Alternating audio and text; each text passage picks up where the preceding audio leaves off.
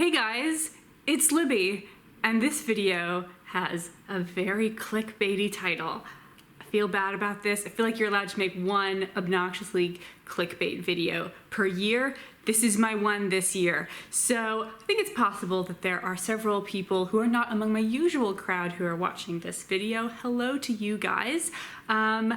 Normally I make more academic videos about Shakespeare. I run the Bard Book Club, which is where we read one Shakespeare play about every month.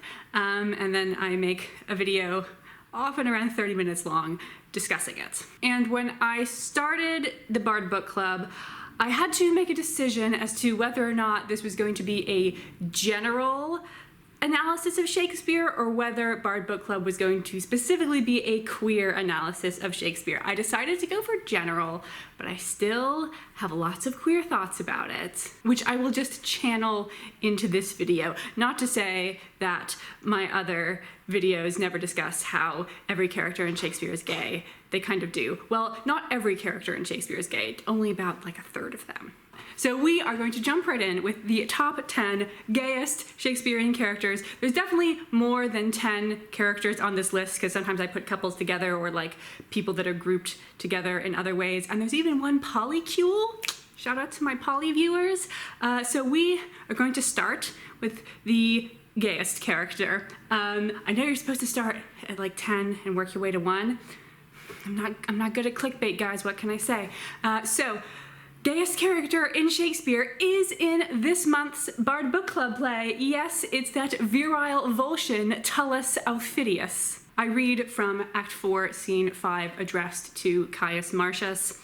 Let me twine mine arms about that body, where against my grained ash 100 times hath broke and scarred the moon with splinters. Here I clip the anvil of my sword, and to contest as hotly and as nobly with thy love as ever in ambitious strength I did contend against thy valor. Know thou first, I loved the maid I married, never man sighed truer breath. But that I see thee here, thou noble thing, more dances my rapt heart than when I first my wedded mistress saw bestride my threshold. Why, thou Mars! Second gayest character in Shakespeare is Caius Marcius Coriolanus, who to this speech responds, "You bless me, gods." Moving on to the third gayest character in Shakespeare, I have chosen Iago from Othello. This made up a large section of my video on Othello. I will leave a link below with a timestamp for when I start discussing the character of Iago. Yeah, you can definitely read Iago's jealousy not of Cassio, that Cassio has become the general instead of him, but of Desdemona, and that Desdemona has become the bride of Othello. Othello is also the Shakespearean play that contains the most explicit description of a homosexual act. Now, it is made up, it didn't actually happen, but the words are still there on the page or echoing through the theater when Iago describes how Cassio thought he was Desdemona in his sleep and started like groping him. Moving on to the fourth gayest character, which is actually a set of characters. It is Richard II and his band of merry men, Bushy, Bagot, Green, and possibly Scroop. They are all definitely boyfriends. Part of this is just like historical fact. Richard II, actual King of England, not the straightest guy. In the play, at least, Richard also cares very much about his wife, so you can read this either as like a very good friendship that they have or that he is bi. Bi pride. Number 5. Every character named Antonio. I don't know how exactly this worked out, but the name Antonio occurs fairly often in Shakespeare's plays. It's one of the most common ones. There's 3 significant characters named Antonio, and all of them are totes gay. You've got Antonio in Twelfth Night and Antonio in Merchant of Venice, who are very similar. They both have really invested interest in the welfare of a younger man, and they do stupid things in order to make sure that things are going okay for him, including like risking their lives. That's some intense shit. And then you've got Antonio, the uncle of Beatrice and Hero, in not Twelfth Night, in Much Ado About Nothing, who is like this bachelor. He lives with his brother and his nieces. He's kind of Beatrice's gay best friend. My cat cannot handle this. You know, he's like, Beatrice, that ain't no way to get you a man. Now, those were all of the Antonios that I could remember, but I did not go through the cast list of every Shakespeare play to check if there was like some minor character named Antonio. But given the intense queerness of the other three Antonios, if there is another like minor character named Antonio in one of the other plays, I think we should just read him as gay. I think that's what Shakespeare would want. Number 6, it is Achilles and Patroclus from Troilus and Cressida. Now, my most popular video to date is a video called Achilles and Patroclus, Friends or Lovers. My favorite comment that I get on that video is, they were cousins? To which I can only say, oh, you precious darling. Never watch Game of Thrones. I am slightly disappointed with the viewers of that video because I think a lot of them think I am answering the all-important question of did they bang with a no, which is definitely not what I am doing. I'll leave a link to that video if you want to check it out for yourself. But in Troilus and Cressida, Shakespeare's Achilles and Patroclus totes bangin'. Thersites, the sort of obnoxious character, is constantly poking Patroclus about his relationship with Achilles. So we can read Patroclus as either bisexual or homosexual. Achilles, I think we do have to read as bisexual because he is very interested in kissing Cressida when the opportunity is presented to him. Number 7, 2 characters in different plays who fulfill similar roles. It's Olivia in Twelfth Night and Phoebe in As You Like It. These are both women who fall in love with women disguised as men. And if you want to argue that theirs are not queer attractions, that they are only attracted to the masculine shell that this woman has hidden herself inside, they are both attracted to the personality of Rosaline and Viola. They don't really say anything about how good they look. They talk about how they like the way they behave. And given that Rosaline and Viola are women, the only way that they can behave is as women. Thus, Phoebe, Olivia, in love with women, unwittingly. What number are we at now? 8? Somewhere around there? Other character from Twelfth Night, Orsino. Now you may be saying, Libby, you just said Olivia was gay for liking Cesario, who's really a woman, and since she's attracted to the woman, like, doesn't that mean that Orsino, when he's attracted to Viola, is actually attracted to a woman, and thus this is not a gay thing? And I say to you, that has nothing to do with it. Orsino is gay for lots of other reasons. We will talk about this more in December when we do Twelfth Night as our like Christmas Bard Book Club read. But don't you think it's a little bit funny that the minute a woman becomes unavailable for marriage and says, I am not going to marry any man for the next 7 years, Orsino decides that she is the woman he's completely in love with. He's only into the unavailable woman. He spends all of his time lying on divans, listening to music, talking about how he wishes she would love him, but alas, it's not working out. I think Olivia is a beard. Number 9, Brutus and Cassius from Julius Caesar. This is rather similar to our first two, Aufidius and Coriolanus from Coriolanus. We've got these like total beefcake Roman generals and I just want them to kiss so bad.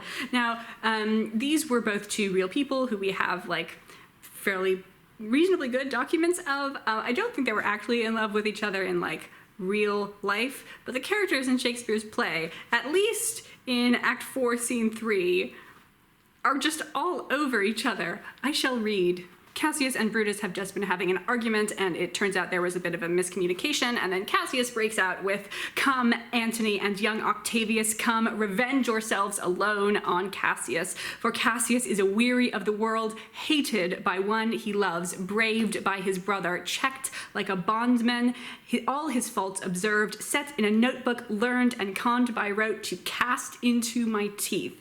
Oh, I could weep my spirit from mine eyes. There is my dagger, and here my naked breast, within a heart dearer than Pluto's mine, richer than gold. If thou beest a Roman, take it forth. I that denied thee gold will give my heart. Strike as thou didst at Caesar. For I know, when thou didst hate him worse, thou lovedst him better than ever thou lovedst Cassius. Brutus.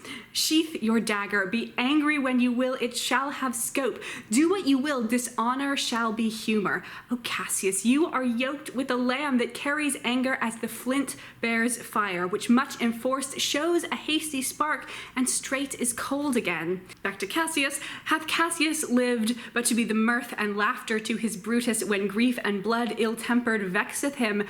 When I spoke that, I was ill-tempered too. Do you confess so much? Give me your hand, and my heart too. Oh, Brutus, what's the matter? Have you not love enough to bear with me, when that rash humor which my mother gave me makes me forgetful? Yes, Cassius, and from henceforth, when you are over-earnest with your Brutus, he'll think your mother chides, and leave you so. Hot. And finally, number 10. It's Boyer from Love's Labour's Lost. He is totally the gay best friend of the Princess of France and her ladies. This play is very much a battle of the sexes, and Boyer is definitely on the ladies' side. When he comes to tell the ladies that he has overheard that the men are going to try to woo them in disguise, he breaks out into rhyme. They do, and are apparelled thus, like Muscovites or Russians, as I guess. Their purpose is to parle, to court and dance, and everyone his love feet will advance unto his several mistress, which they'll know by several favors which they did bestow. And now that I've listed the top 10 gayest characters in Shakespeare's plays, you may think that we're done, but I actually have a bonus round for you. This is drawn from Shakespeare's sonnets. Now, I acknowledge that there is a bit of controversy here. Some of this is inspired by the fact that people used to speak to their friends with more romantic language, and part of this is based in homophobia, but I think there is absolutely no way to read the voice of the sonnets, the narrator of the sonnets, as a straight guy.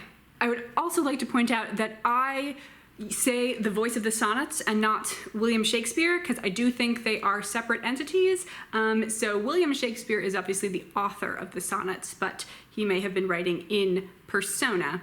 And this persona is called Will, which is the same first name as William Shakespeare, but he does distinctly refer to himself as Will in some of the sonnets. And this Will character is somewhere between 1 and 99% the same person as William Shakespeare.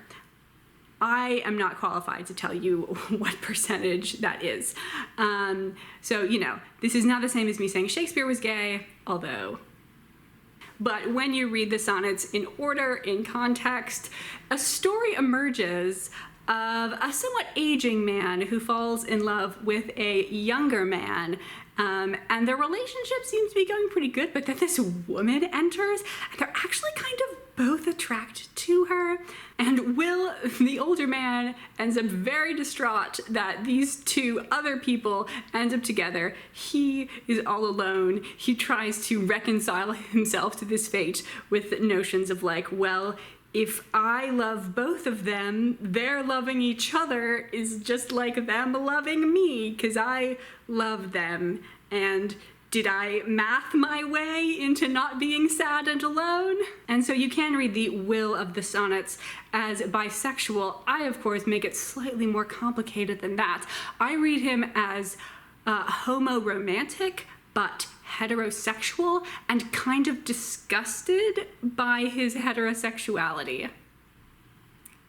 It's a good sonnet cycle, guys. If I've piqued your interest but you don't feel like reading all of the sonnets right now, just read the first 18. You already know about sonnet 18. It's Shall I Compare Thee to a Summer's Day. So the first 17 are all sonnets by this older man to this younger man, telling him to get married so that he can have children, so that there can be more people who look like him in the world, saying, you are a man who needs a woman to recreate your beauty.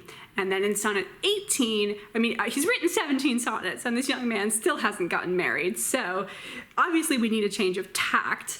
In sonnet 18, he says, I love you, and I will like bottle up, create an eternal memory of your beauty in my sonnets. So he's sort of saying, I will become the female to your beauty and preserve it eternally in a physical form which can be enjoyed forever, which is scientific proof that Shakespeare was a bottom. Thank you for watching this video, guys. I hope you learned something, and look forward to the next video about Coriolanus, which is this month's Bard Book Club pick, and the next month, 12 Nights.